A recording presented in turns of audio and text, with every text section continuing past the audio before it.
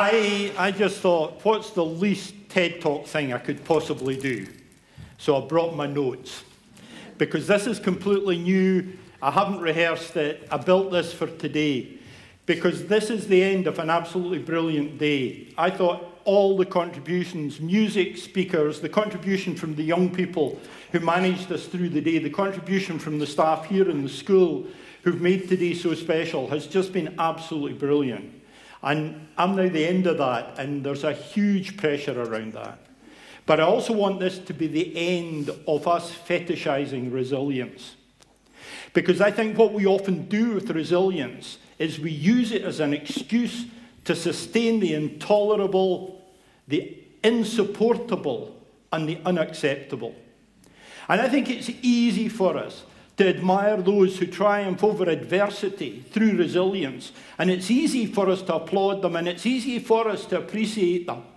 But it's a lot harder to change the circumstances that they had to defeat to get on the stage here today. I think that what we do a lot of the time right across this country is we ask people to cope with circumstances which we should have eradicated and dealt with. I think we're at a stage in this country where we have a general election, and the key message of that general election is just get Brexit done. And that's a vision. And even the Brexiteers will admit that when we get Brexit done, there will be disruption, there will be difficulty, and there will be delay. But we just need to be resilient to cope with that, don't we?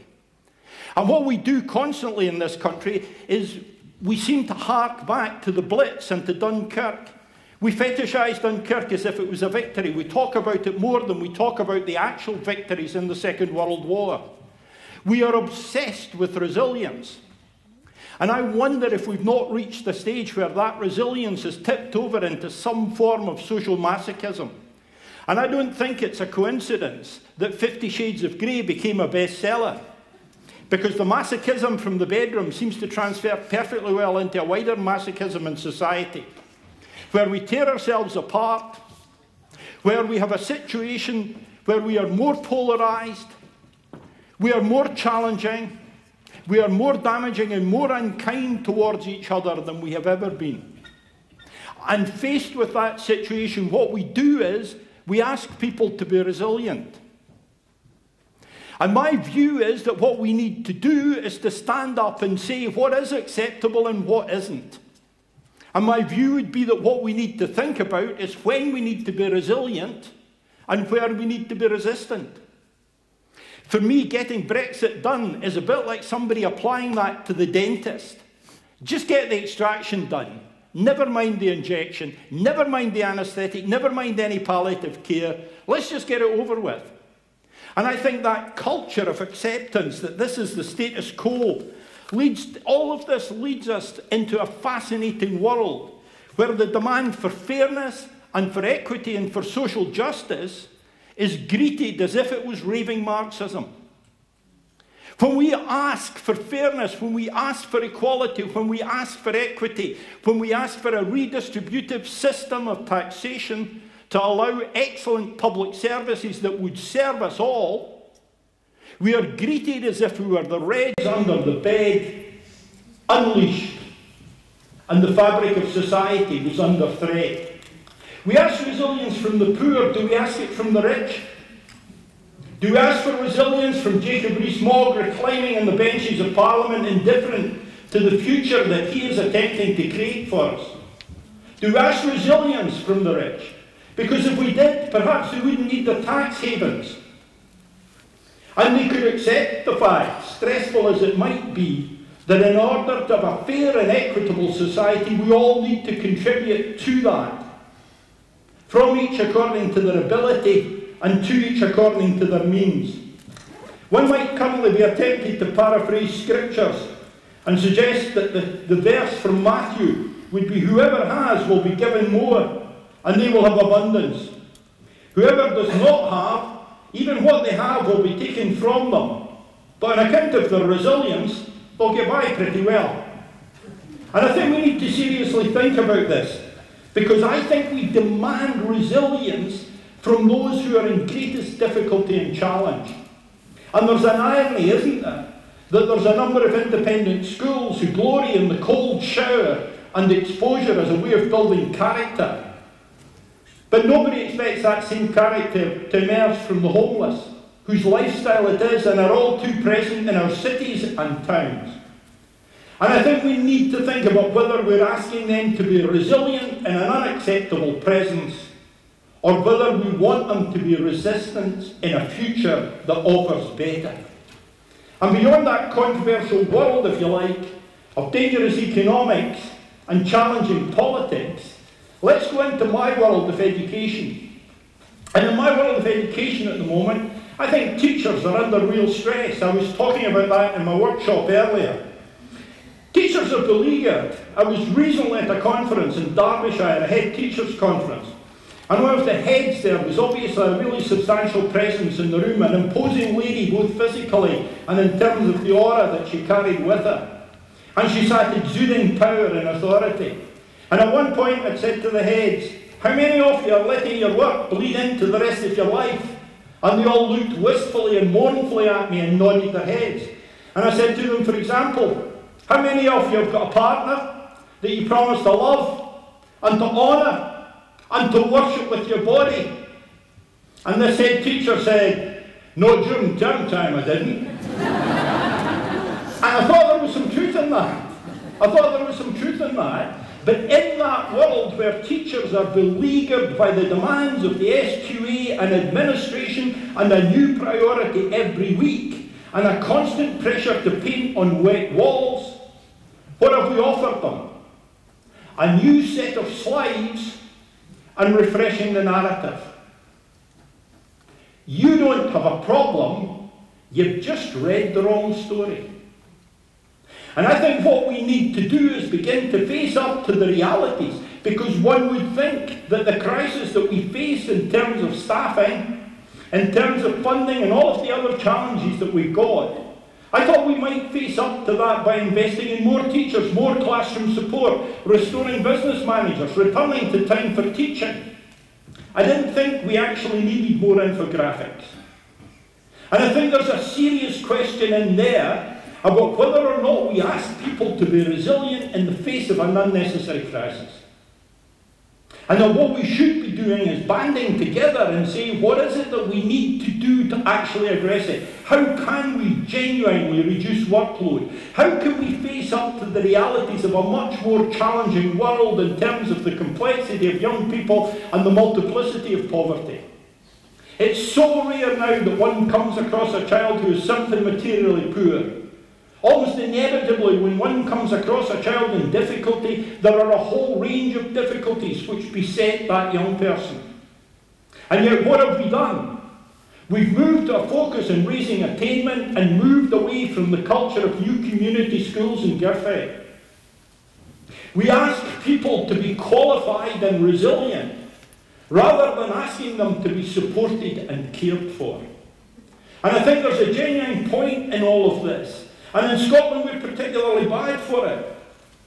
And I quote from the wonderful Michael Mara and his brilliant song, Like Another Rolling Stone. Don't let your sail blow over. Don't let your ship go down. Batten down your four-leaf clover. Tell yourself you're glory bound. And never mind your needless moaning. Just remember how you come into town. Nor a comb, nor a hammer, nor a feather, nor a flight, nor a hoe, nor a spanner, nor a fiddle, nor a fife, nor a hand in your shoulder on the bitter and the biting cold. You could be on the street and on your own, just like another rolling stone. Don't let your heart get weary, don't let your lip go down, pander to the bright and cheery, make an optimistic sound.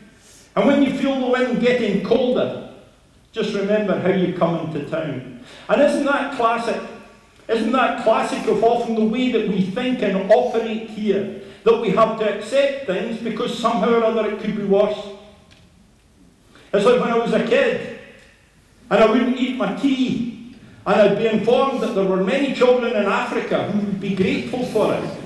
And I had no idea that there was such demand for tripe in Africa. I was always astonished that there wasn't more of an export drive around offal, because that was generally what I was refusing to eat.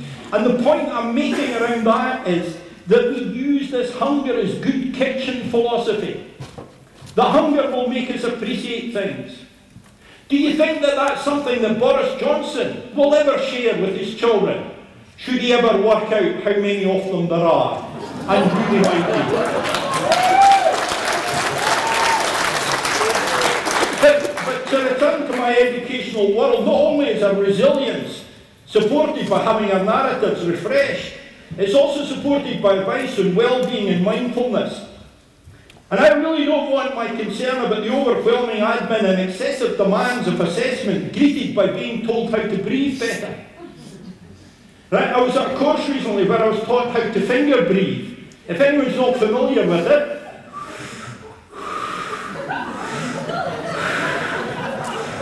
if when I reach my 10th finger, I am still beleaguered by unnecessary demands, I'm somewhat disappointed that the breathing hasn't worked.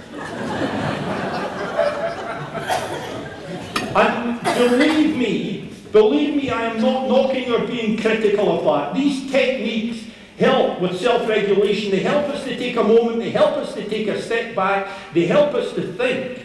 The risk is that they become a substitute for action. The risk is that they prevent us from confronting the realities which create the stress, which we then are expected to breathe or meditate away. I don't think the challenges of the senior phase can be readily answered through sitting cross-legged with one's eyes shut, chanting Om over and over again, until we hope that common sense might dawn. And can I ask you, as I asked my colleagues this morning, how many of you at your work have been told that you need to work smarter? Right? Do you know what the correct response to that is? If anybody ever tells you to work smarter, simply check your balance. Make sure that your feet are firmly planted on the ground. Simply then reach out and grab the loose clothing on the upper part of their body and pull them sharply towards you and do that.